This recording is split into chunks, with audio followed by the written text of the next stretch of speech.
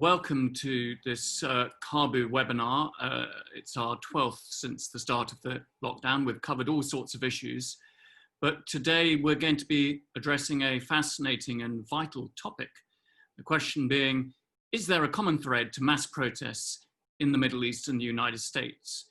And as one looks back, one forgets that for so long, many wondered if the Arab world would ever break out into the sort of protests that we saw starting off in 2010, 2011, protests that shook the region, and we're still living with the consequences of that.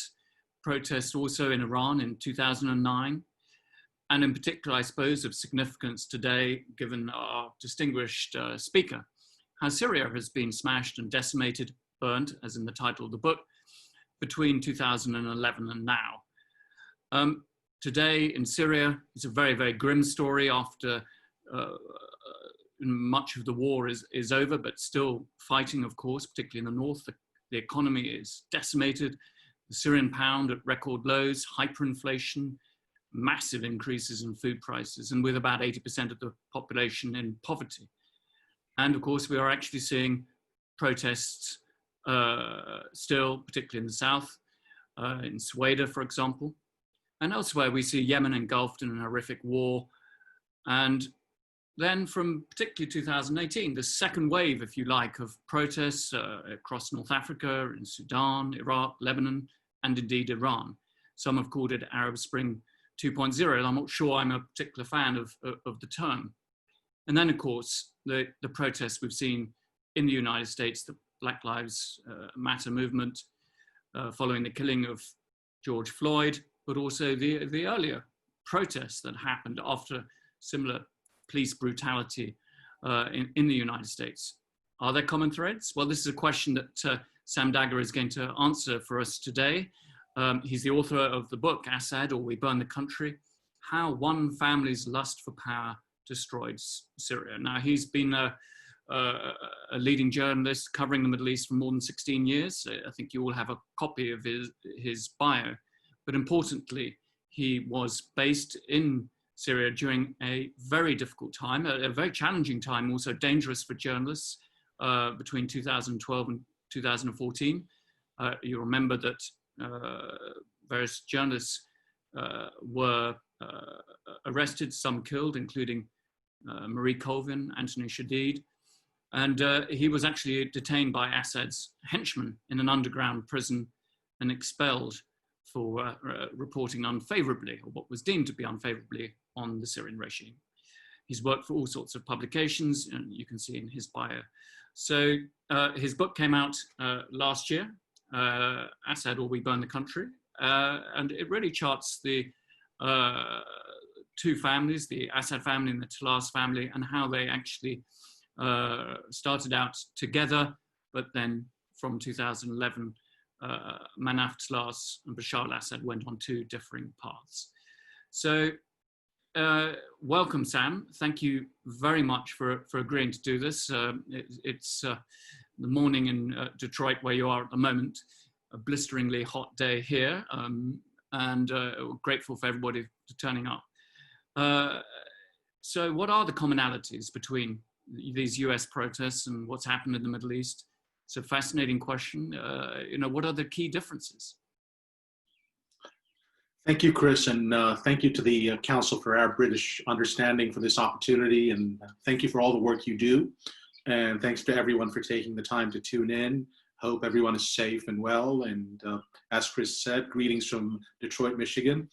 First, I'm going to say a few words on what's been happening in the US since the murder of George Floyd. It's been a month already. I'll touch on the parallels and the differences between the Black Lives Matter and the protest movements in the Arab world over the past decade.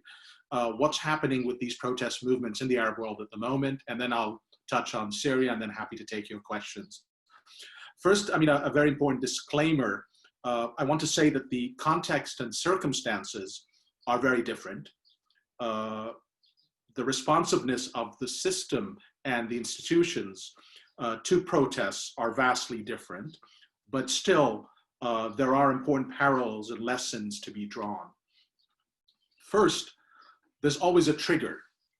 I mean, it took the murder of George Floyd, captured graphically on video, and a pandemic that disproportionately killed Black and brown people here in the US, for enraged citizens, Americans, to take to the streets to protest against injustices that had been festering for decades, if not more. First, systematic racism and inequality, the militarization of policing and law enforcement that often sees communities of color as the enemy, the systematic poverty and the huge wealth gap between Blacks and other minorities and white Americans, and one of the highest rates of incarceration in the world that affects Black people disproportionately, and other grievances, and all of these grievances and injustices are linked, as the Reverend William J. Barber said here in the U.S. After the protest started. He calls them the interlocking injustices. So the trigger here in the U.S., and in the same way, I mean, the Floyd murder and the pandemic were the trigger here in the U.S., there were also triggers in the Arab world over the past decade of protests since December 2010. In Tunisia, it was Hamad Bouazizi setting himself on fire because he couldn't find work that unleashed people on the streets. In Egypt, it was the photos of Khalid Said, his disfigured body after he was tortured to death by police in the summer of 2010. In Syria, it was the arrest and torture of the children in Dara for scrawling, subversive anti-regime graffiti on a school wall. And in Libya, it was the arrest of the human rights activist Fethi Terbil. And then people across the Arab world were watching each other, and this triggered protests in Yemen, in Bahrain, and elsewhere, in Iraq, if you remember as well, in Lebanon briefly. So the same way, the Floyd killing triggered protests, mass protests in France, in the UK, and other parts of the world. So people are watching each other. Obviously, each Arab country had its own circumstances and varying degrees of oppression. But overall, I mean, the underlying causes were pretty much similar. This lack of justice, this lack of dignity, a system serving the rulers and their cronies, this sense of marginalization by many segments of the populations, poverty, lack of economic opportunities, corruption on every level, coloring every facet of people's lives. The opportunities and rights that average citizens have depend on their proximity to power. And people muzzled and oppressed for decades by different means, including, brutal police state apparatuses. And also, one of the tricks of in the Arab world was to divide and conquer, basically instilling fear in citizens of one another. And even in the second wave of the, I agree with Chris, maybe if we call it Arab Spring 2.0, it's oversimplifying it, but let's call it the second wave of protests in 2018, 19, and 20. Places like Algeria, Sudan, Lebanon, Iraq, there was also a trigger. In Lebanon, it was, plans to impose a tax on WhatsApp messages. But obviously the grievances, ran much deeper than that in Lebanon. The second parallel between the Black Lives Matter movement and the protests in the Arab world is that they are led by the youth. It's incredible. I mean, it's exactly the same. Watching the youth here in America and watching the youth in the Arab world yearning to find their voice and identity. It's even the same talk of leaderless protests. I mean, I heard that here in America, of even the protesters having different demands, some wanting to reform the system, some wanting to overhaul it completely, people talking about defunding the police. So similar dynamics in the Arab world, when the protests started. Even the slogans, I mean, the third parallel would be the slogans. The no justice, no peace, I can't breathe. I mean, they have their equivalents in the Arab world. Very important, the use of social media, of Facebook, of Twitter, very much the same. Even the tactics of the protesters are comparable. You know, the blocking of streets, occupying sections of cities. You know, we've seen that in a neighborhood in Seattle, the state of Washington, and we've also seen it in the capital, Washington, D.C., in Lafayette Park, across from the White House. The fifth parallel is the war of narratives. You know, those acting violently, burning police stations, looting, throwing rocks and Molotov cocktails at the police are a small fraction of the protesters, both here in the US and also in the Arab world. But unfortunately, this is what really dominates the narrative and also dominates the TV screens. And you know, we've seen it play out in a very similar fashion, both here and in the Arab world. And also, I would say there are some parallels in the response, particularly in the era that we're living in here in the US. You know, the parallels in the response by those in power, at least in the first few days and weeks in America.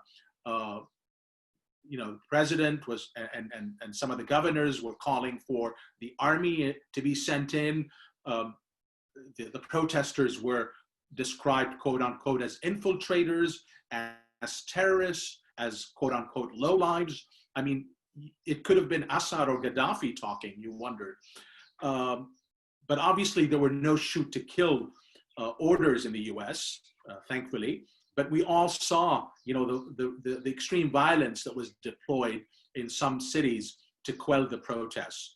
And obviously the National Guard was deployed, and even Trump was contemplating sending in, you know, combat troops, active duty troops, as happened in several Arab countries before he was restrained by, you know, retired generals and the Pentagon itself at some point. You know, the seventh area where I see parallels is also the polarized and divided society. You know, the loyalists and the opponents, a very similar dynamic. I mean, those loyal to the leader, both here in the US and the Arab world, do not believe what's happening. They see the other, the protester, as the enemy, the traitor, almost subhuman, which would justify, you know, beating him or her, or whoever is protesting. And, you know, so I see similar dynamics there. Even the use of religion, I would say there are parallels. In the Arab world, a lot of the leaders came out and proclaimed that if you're protesting, then you are not a good, quote unquote, not a good Muslim, because you're not obeying what's called in Islam, Wali al-Amr, the guardian. A similar fashion here in the US, you know, when President Trump stood in front of that church and held up the Bible, the underlying message was, you know, if you're protesting, then you're not a good Christian. Now, I mean, I would talk about the differences, and obviously the biggest and most important difference is that the system is responsive here in America, at least so far. You know, a month into these protests, we are seeing some important changes taking place. For the first time, you know, policemen are being accused of crimes, are being fired, are being imprisoned, are awaiting trial. They're barring the chokehold from being used by police in many cities. They're talking about even more reforms in some police departments. There's talk of defunding the police, of moving money away from police to social services.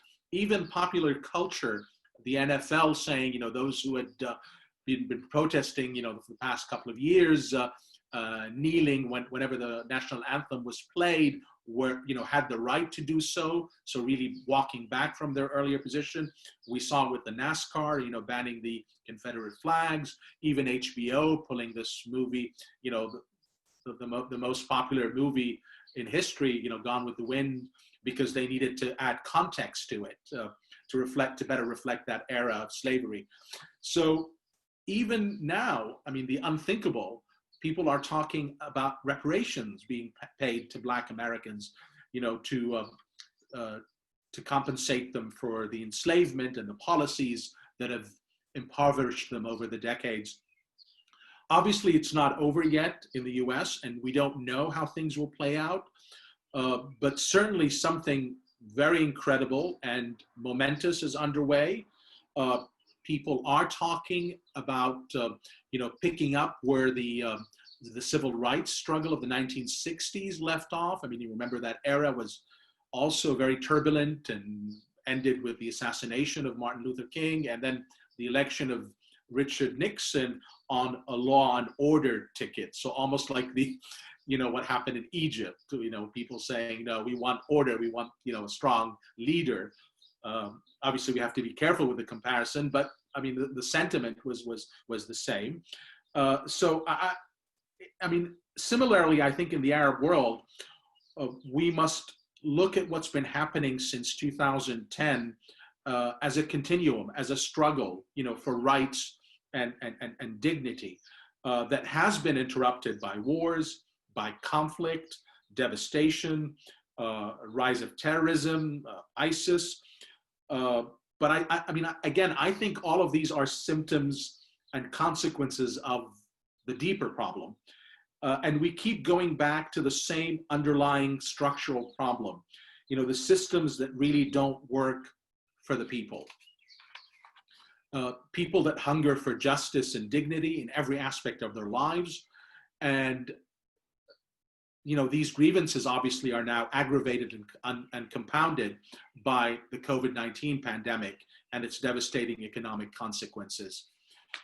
So, I mean, I just want to talk about what's been happening recently in the Arab world. I mean, obviously in Lebanon, we're seeing the protests there since October of 2019, but we have to go back to 2005.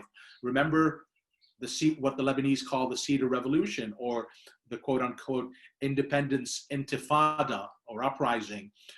They thought, you know, all the problems would be solved when, you know, the Syrian troops left the country.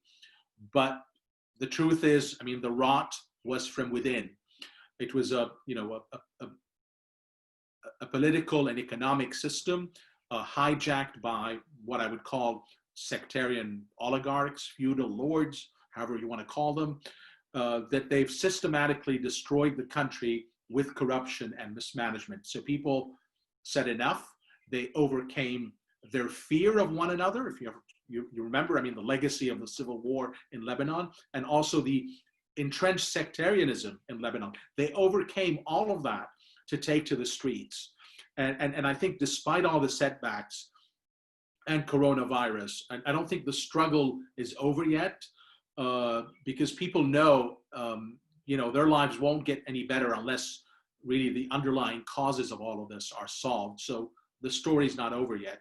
In Iraq, the same way. I mean, for a while, all the focus was on ISIS, and then ISIS was defeated, and people thought, you know, that would be the end of it, and things will get back to normal. But we saw the brave young Iraqi women and men and people, I mean, mainly youth, who took to the streets in Baghdad and in the center, in the south, to demand, you know, a better life, to demand accountability, you know, out of their elected leaders. And what happened? I mean, they were met with bullets. They were killed.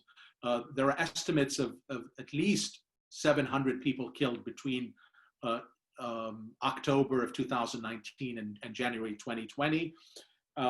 Then we had the coronavirus, but now we have a new prime minister, but people are saying, no, you know, we want all our demands to be met. And they're starting to, you know, take to the streets again. We're seeing that particularly in cities like Najaf, Karbala, Basra. So the story's not over yet in Iraq either. The same in Algeria. I mean, Bouteflika was hailed as the man that saved the country from civil war. Then he and the system he presided over were the real problem, you know, as the Algerian citizens saw it, and they took to the streets, and their struggle is not over yet, you know, for justice and accountability. In Sudan, the same thing, you know, decades of conflict, and strife, empowered tyranny, and sidetracked from all that was needed to be done to advance the population. And people said enough, and they took to the streets. In Syria, the same thing. We've had a family that's been brutalizing Syrians for 50 years to stay in power at any cost. People came out in March 2011, emboldened by what was happening in the Arab world, to say enough. We deserve a better life. Obviously, the regime's decision from day one was to shoot and kill people. The idea was scare them off the streets. It didn't happen. The peaceful protests gave in to armed conflict. People spoke of civil war, rise of ISIS, proxy wars, interference of regional powers. Now you have at least 5 armies operating in Syria: Russia, Iran, Turkey, the US, and Israel. But you have to keep in mind, I think everything I just described to you are really the intended and unintended consequences of this family's decision to remain in power at any cost. And 9 years later, we have at least 500,000 Syrian people killed, possibly even 700,000, according to one recent report. You have a destroyed country, a fractured country, one area controlled by the regime, but when I say the regime, it's a regime propped up by Russia and Iran. 1/3 of the population living in those regime-controlled areas. Another third of the population displaced internally. I mean, Idlib itself has about 4 million people, a lot of them from other areas that were recaptured by the regime. And 1/3 are refugees. Think about it. 7 million Syrians outside the country, scattered mainly in Turkey and around the region, but also in Germany, which has close to 1 million Syrians at the moment. So amid all of this, bleak picture, the regime is claiming victory and wants to rule people the same way it has ruled them, over the past 50 years. So it's kind of like for the regime, it's back to square one. But the people are, as Chris pointed out, protesting in Sweden recently, brave people on the streets saying, we deserve a better life. Obviously, the regime cracked down. There are reports of at least 11 people arrested, and at least one of them taken from Sweden, which is in the southwest, to Damascus. But really, the regime is stuck. It has very little to offer people, except to keep blaming outside, powers for people's misfortune. They've done that for 50 years. And I would say, irrespective of how, these latest sanctions play out, it's really, it's really the most fundamental thing in Syria. It's back to, the grievances of the people and what people want. So we're almost like back almost full circle to where we were in 2011, with obviously the situation being infinitely more complex and infinitely more desperate. So, to sum up, despite everything, we are seeing an awakening, a real awakening here in America, in the Middle East, in other parts of the world. People are saying, we can't go back to how things were. And I think the coronavirus, obviously, and its consequences are accelerating that process. I would point to one country in the Arab world that's always been held up as a model for the rest of the region, Tunisia. Guess what? It's not over yet there. Now there are reports of people protesting in the south of Tunisia because of a lack of economic opportunities, of marginalization. The unemployment rate is estimated to be 36%. So almost we're back to 2010 in Tunisia. Quite incredible. And I think we also have to keep an eye on Palestinian territories. I think Israel's decision to annex parts of the West Bank risks, choking off people's livelihoods And that's something that could be the thing that really pushes people over the edge this time around. So with that, I'd like to conclude my remarks and happy to take your questions. Sam, thank you very much for that. That was absolutely terrific and raised lots of questions and brought back memories, many of them painful, of what's been going on in the Middle East and indeed in the United States. It struck me, listening to you there, some of the parallels perhaps between what we've seen in the United Kingdom and in the Middle East, particularly because some of our protests have been centered around pulling down statues. And we can remember, of course, in so many Arab countries, the way in which pulling down statues became iconic moments, notoriously in Iraq in 2003, but also in Syria, the country you know so well, when the statues of Hafiz al-Assad that were pulled down all over the country and then put up as well. So that was a very fascinating. And one thing I was going to kick off and ask you about is this issue of social media. There does seem also to be a battle for control of social media, both in the Middle East and in the United States. We saw your president having a go at Twitter, and Twitter, putting on warnings about some of his tweets and the way in which, his administration has both used and tried to clamp down on social media companies. How do you see this going forward, to control that narrative? That's an excellent question, Chris. I would say, to focus on the Arab world for a little bit, I think all the regimes were caught off guard by how, the youth really latched on to social media and used it to get their story out. Obviously, the beginning of it was in Iran, if you remember, when brave Iranians were on the street protesting, what they considered to be rigged elections, and were brutally suppressed by the regime there. And even the Syrians I spoke to, one of the main characters in my book, Mazen Darwish, the human rights lawyer, he told me we were keenly watching what was happening in Iran. They closed up, the regime had closed Mazen's office because he was investigating things. He's also a reporter. He was investigating things that the regime thought he shouldn't be investigating back in 2008, 2009, namely the regime's activities in Iraq and it facilitating, the travel of jihadis to Iraq. So it was a taboo subject, and the regime closed his office, but still he and his colleagues and activists like him, and who had been, for years trying to win a margin of freedom within, under the umbrella of the regime. They weren't even talking about toppling Bashar al-Assad. They were just asking for some margin of maneuver within the regime. So the office was closed. So they would gather and really watch what was happening in Iran. And they were captivated by how the Iranians were using Twitter, and turned to themselves and said, hey, maybe we could do the same thing here.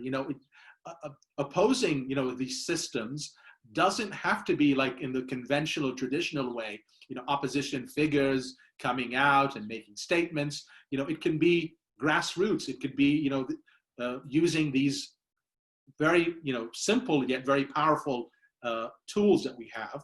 And really, they were captivated by it. And I think it was even when they formed their own local coordination committees at the start of the protest. And people forget, these were groups that brought Syrians from all backgrounds and from all religious groups. Even Alawites were involved. Mazen Darwish is like half Alawite. His dad is Alawite, his mom is Palestinian. And there were many other people like him. They were coming together and saying, how do we harness these tools? And obviously, the regime was caught off guard completely because they were not prepared, for how these, social media tools were used. And that the same applies to Egypt, the same applies to Tunisia and other countries. But over the years, the regimes all kind of played catch up and realized, hey, we can do our own thing. We can poison, the narrative by also, putting out, using these same social media tools. And it's been perfected by all the regimes. I would point you to Saudi Arabia as a good example of that. They even had a whole operation just dedicated to that issue. Excellent. Well, we got some questions in the chat, and please, everybody, if you have a question, put it in there. We're going to start off with Sonia Roy. You've got a question about Jordan. Sonia?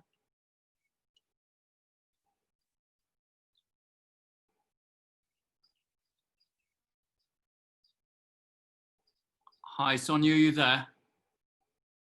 Well, we'll ask the question anyhow. What makes Jordan survive these Arab uprisings and protests? And what makes Jordan and its royal family so different from Assad?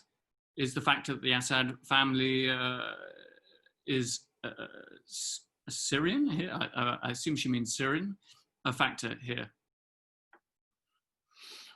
I'm sorry, the Assad family?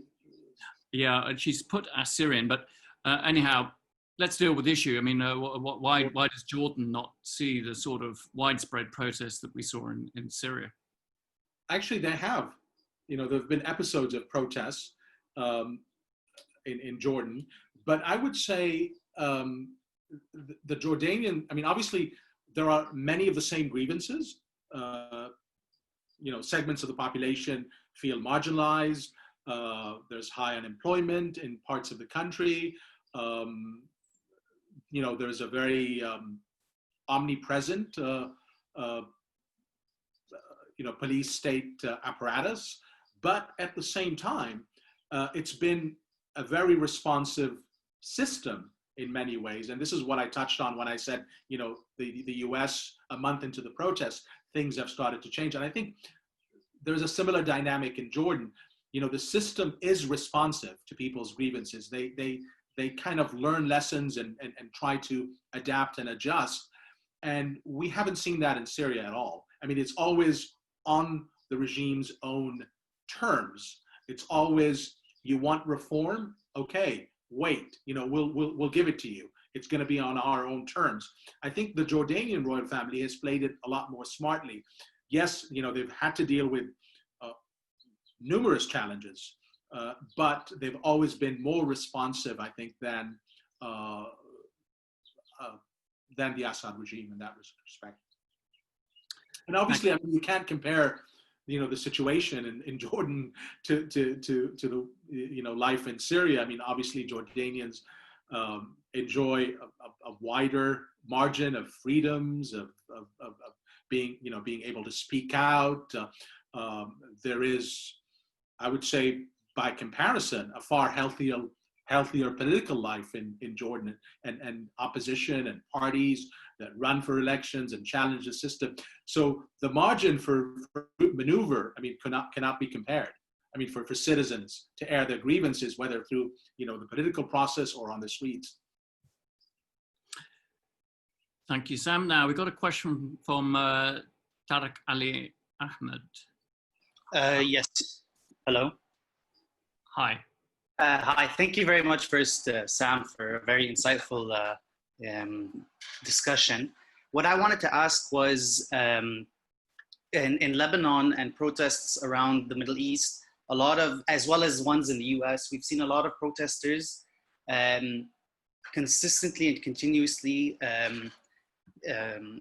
stating that they are peaceful and they will always continue to be peaceful. We've seen videos shared on social media, protesters, hands raised.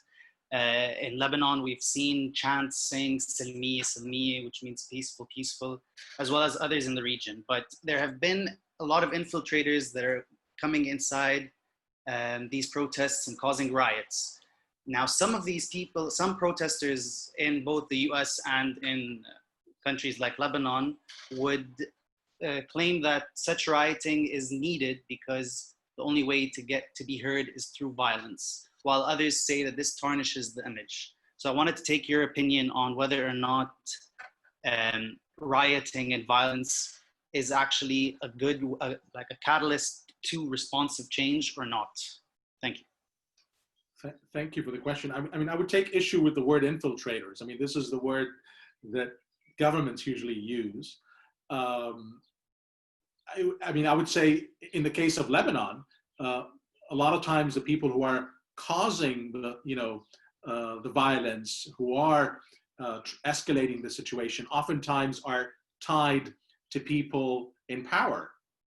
I mean, that's the dynamic in Lebanon. You know, what people used to go to downtown Beirut, to the Martyr Square, and it was people from surrounding areas, oftentimes, you know, tied to figures in power that would stir things up.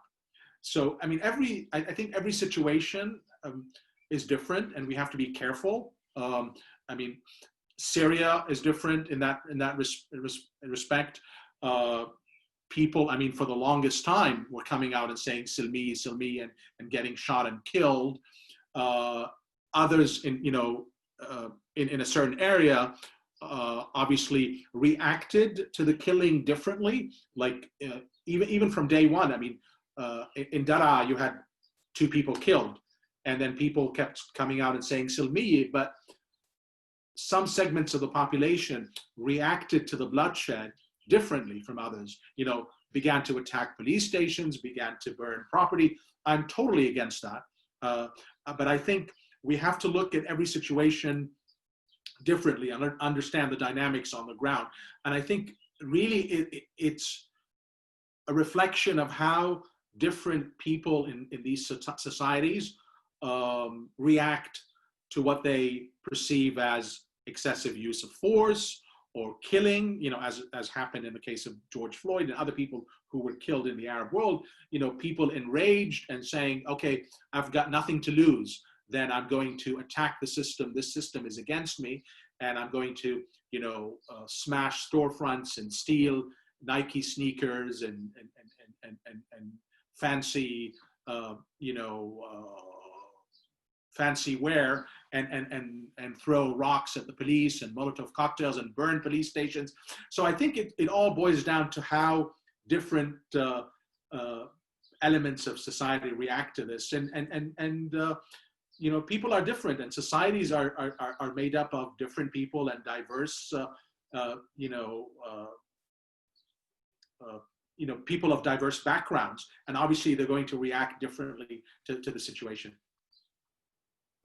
That's great. I think if I'm just permitted to comment, I think that actually so many of these regimes have found it that the hardest thing to deal with is peaceful protests. And I remember the first 6 months of the Syrian regime, you had a feeling that the regime didn't really know what to do with hundreds of thousands of people on the streets. It's not in its DNA. You know, how do you deal with them?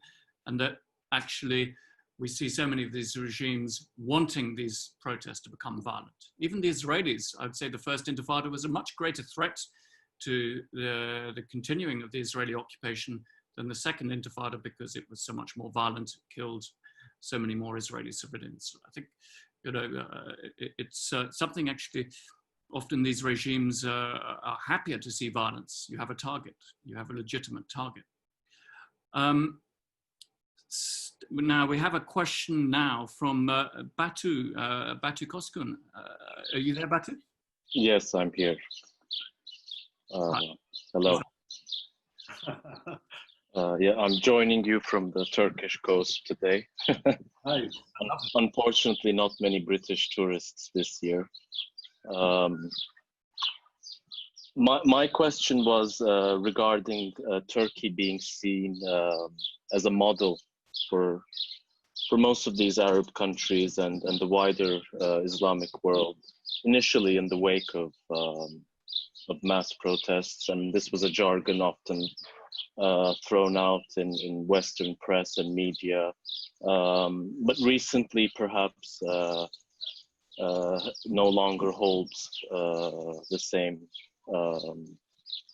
is no longer upheld in the same manner, given certain events of political instability in Turkey, and as well as economic instability, and also Turkey's bilateral relations with many of these Arab nations coming under strain. So if you could comment on that, please. Absolutely, that's an excellent question. Yes, I mean, many in the Arab world looked at Turkey as a model. Even the US, you know, encouraged a lot of Arab countries to emulate Turkey. But obviously, you know, things changed both in Turkey and in the region. in the region, I think maybe one of the greatest mistakes committed by Turkey was to, yes, say, we're supporting these uprisings, we're supporting, the aspirations of the people, but we're only doing that if it actually brings our allies into power, namely Islamists, people from the Muslim Brotherhood. And I think that's the biggest mistake, and that really alienated Turkey, at least, I would say, obviously there are segments of the population that support Turkey and have great regard for it, whether it's in Egypt or Syria or the Gulf or many other parts of the Arab world, until this day.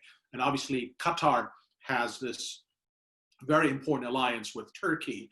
But I would say many other segments of the population felt alienated.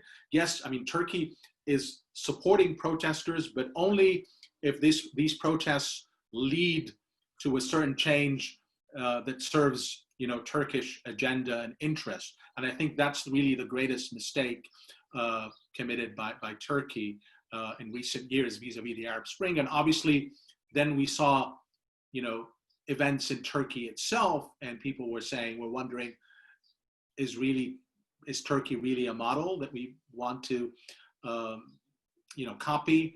The verdict is still out. Things could change in Turkey again. Turkey is hugely important for the region. The ties, the historic ties, the family ties, the social ties, the trade, even culture. A lot of Arabs look to, Turkish sitcoms and Turkish way of life. They admire Turkish cities and how things run in Turkey. That's still there. But I think all the other stuff, whether, Turkey being sort of a model, has really been shaken. But I would say the verdict it's still out. Things could change in Turkey, and we could go back to, Arabs looking at Turkey differently again. Thank you very much. Thank you. Steph Manning has a question. Steph? Hi, Sam. Hopefully you can hear me okay. Thank you for the talk so far. It's been really interesting.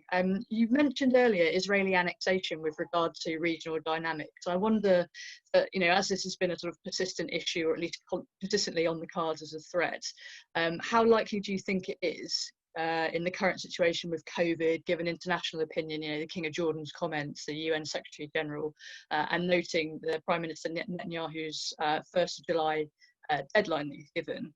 And secondly, how might this impact regional dynamics and relations? Thank you, Steph. Excellent question. I would say watch, what the Gulf Arab states are saying.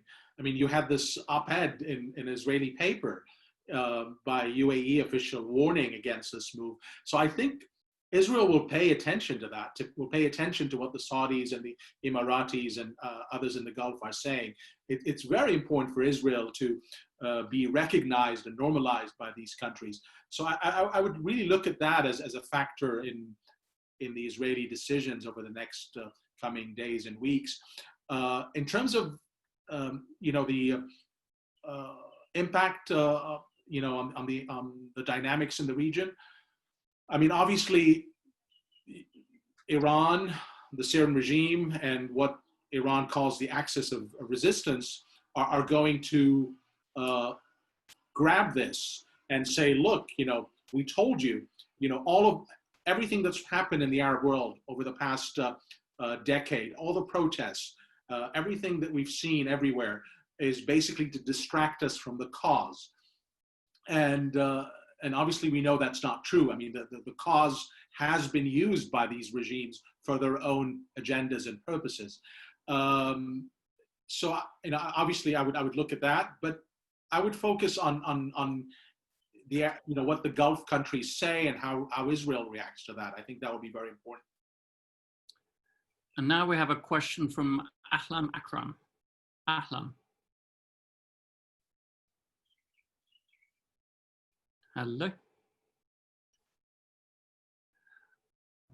Can you hear me now? Bye. Can you hear me? We can. Oh, good, good. Thank you, Sam. Thank you for such a lengthy, it needs a lot more time actually, considering you're covering the whole area. But my main concern at this moment is Palestinians living under occupation and with the Israeli intention of annexation and the pressure on Jordan using its economical situation, pressure from Saudi, from other countries, all of this.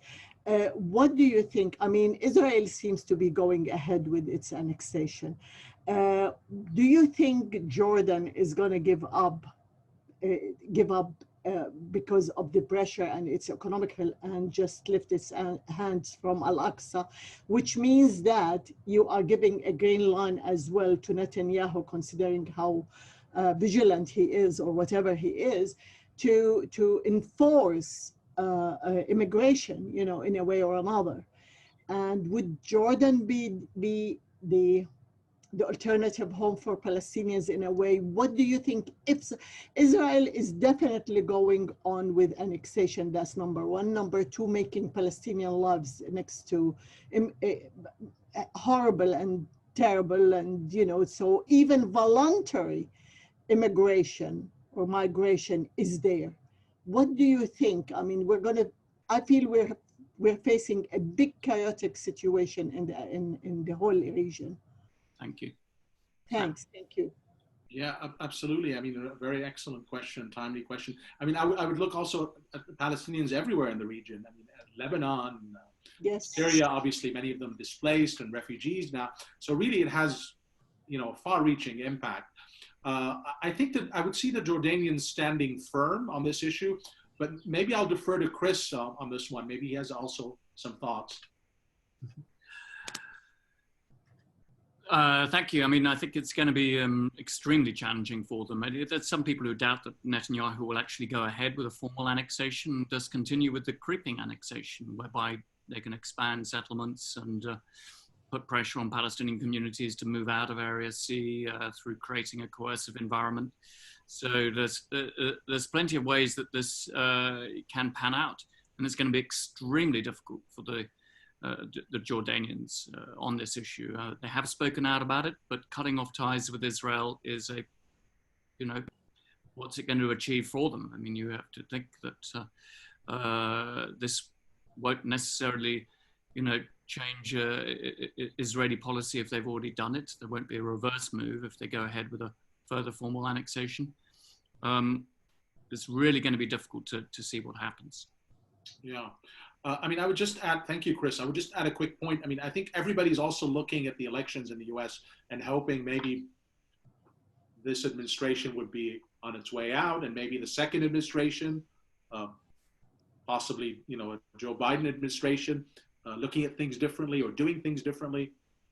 But again, the risk is, the Israelis may actually also be operating, on that clock, seeing that this is really their opportunity right now or never, because, Trump has given them so much and that they need to act now. So everybody is watching that clock, I think.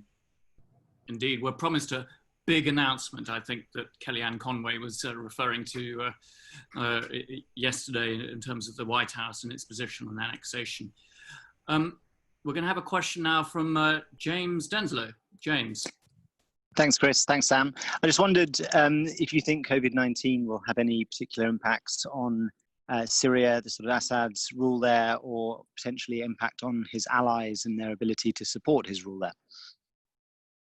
Yeah, I mean, excellent questions. I mean, if we are to believe, the numbers that we're getting from the regime, it hasn't been a problem in areas controlled by the regime.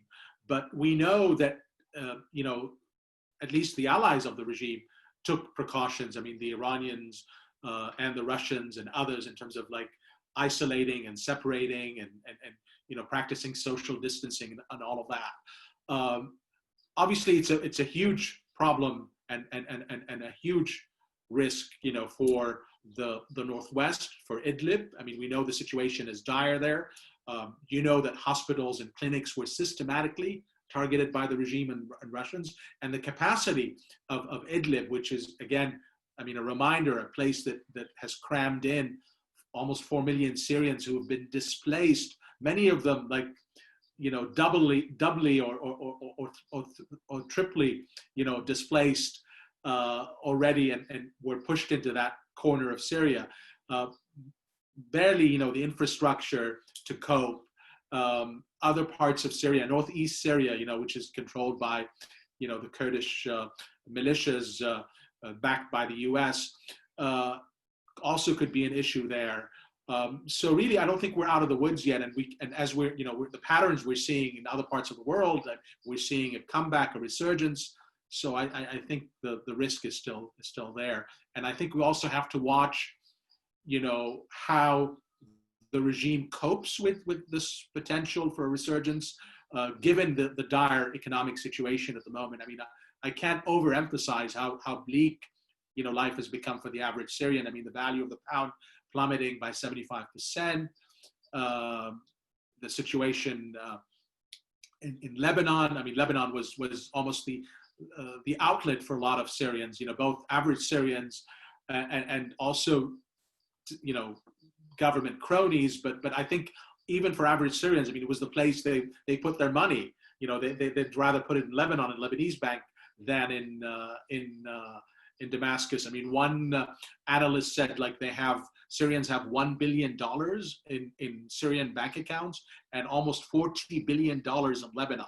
And all of that now is frozen. So people's ability to respond and cope, in the event there is a resurgence of COVID is very restricted.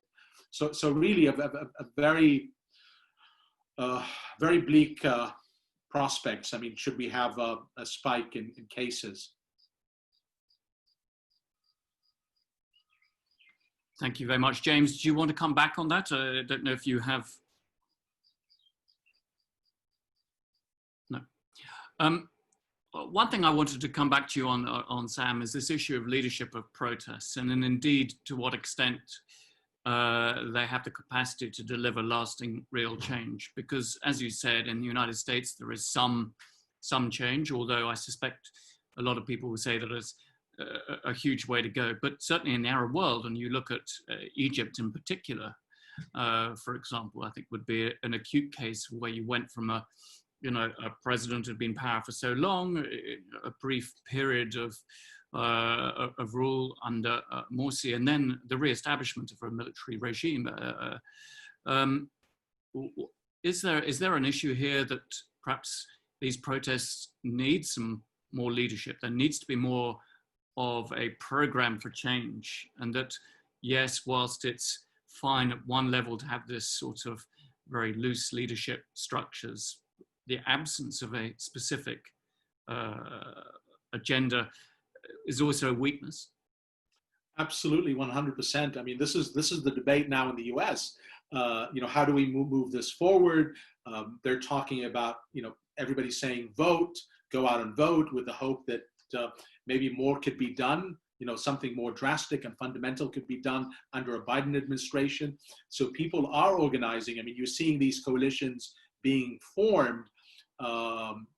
So, I mean, you had this, I mean, I mentioned the Reverend Barber. I mean, he had like an online event that attracted millions of people. So things, I mean, people are talking about coalescing and organizing, but obviously everything they do is going to be restricted and impacted by any potential resurgence in coronavirus cases, as we're seeing in a few states already here in the US that have reopened.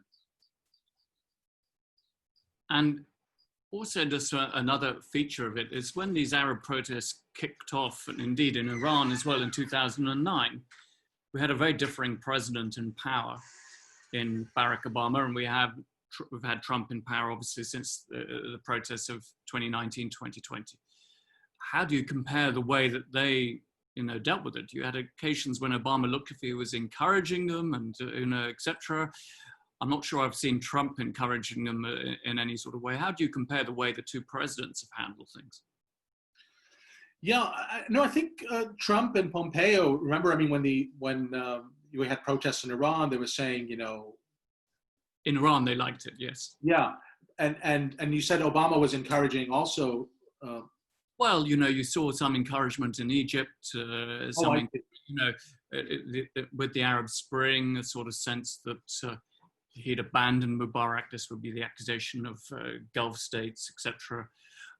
Whereas Trump, in many ways, you know, is no way on the side of the protester, at least outside of Iran, where he has his own agenda. Yeah, I think what they both, I mean, obviously vastly different presidents and eras and all of that, but they actually have one thing in common. I mean, if you remember, I mean, Obama was saying, I don't want another Iraq at my hands. I don't want to intervene. He was telling Assad he must go. He was telling Assad he lost legitimacy. But then, you know, there was a place where he stopped, where he was saying, I don't want to get involved. Any further involvement will be a slippery slope towards another Iraq. I just pulled out of Iraq. I don't want, even the messaging was, you know, I'm tired of the Middle East.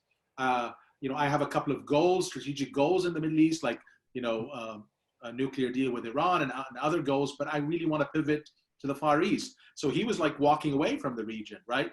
Obviously for different reasons. And in a way, I mean, his desire to take a back seat when it came to Syria, Egypt, even Egypt, and many other countries, opened the door for the regional powers to get involved, for Turkey and Saudi Arabia and Qatar. I mean, we talk about Qatar, a small country, but really very influential, you know, at the beginning of the Arab Spring, and also Iran. So these regional powers like battling it out, because the Americans just said, okay, it's not up to us. You figure it out yourselves. And we see the same impulse with Trump. He says, you know, it's not my problem. Syria is not my problem. You know, let the countries in the region figure it out. Why should we be spending, you know, billions of dollars? You know, we should bring that money home and spend it on our people.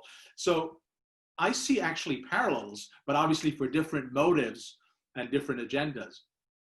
Indeed. Well, I'm going to pop one final question to you. You say in your book, you point out quite rightly that the Assad family have seen off 8 presidents so far, back to Tricky Dicky, Richard Nixon. And you know, do you think that they're going to see off and get into number 9? That's what they're aiming to do. I mean, this is, if you just heard Walid al-Muallim, the foreign minister, a couple of days ago, he's saying, yeah, I mean, he said, as President Assad always says, you know, I'm staying as long as the Syrian people want me to stay. But who's the Syrian people? I mean, we're talking, again, 1/3 of the population in areas controlled by him.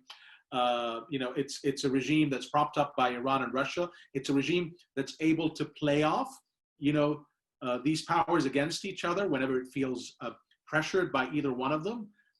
That's the way he's been able to survive. I would also point out to the army, I mean, this talk of the Syrian army, there's no Syrian army anymore. I mean, all his efforts to rebuild the army have failed. Even the loyalists, the people that profess, you know, support for the president, don't want to serve in the army. They'd rather leave the country. You're seeing Syrians, you know, acting as mercenaries, being sent by Russia to Libya, being used by Iranians and drafted into Iranian militias in Syria, being used by Turkey as mercenaries. I mean, that's the state of Syria today. But I think the regime is determined to just forge ahead, have these elections next summer. I mean, barring any unforeseen circumstances, I mean, that's the trajectory, unfortunately. Indeed, and it's quite something to see Syrians fighting each other on both sides of the Libyan conflict. It shows the quite extraordinary situation that we're facing in the Middle East. Sam, thank you very much for talking to us today, for all your thoughts, the clarity of your thinking. It's absolutely fantastic and very helpful to pull this all together, all these various events over a period of time, including in the United States. It's really appreciated. Thank you everybody for joining us on this baking afternoon. Really appreciate it. For those who haven't, please do join up as Caabu members. I really would urge you. We need you. We need your support. I'll be very, very grateful. We'll be having future webinars you should hear about over email and social media. Other than that, everyone, please do stay safe. And once again, a huge thank you to Sam Dagher for his talk today. Thank you, Chris. Thank you to everyone.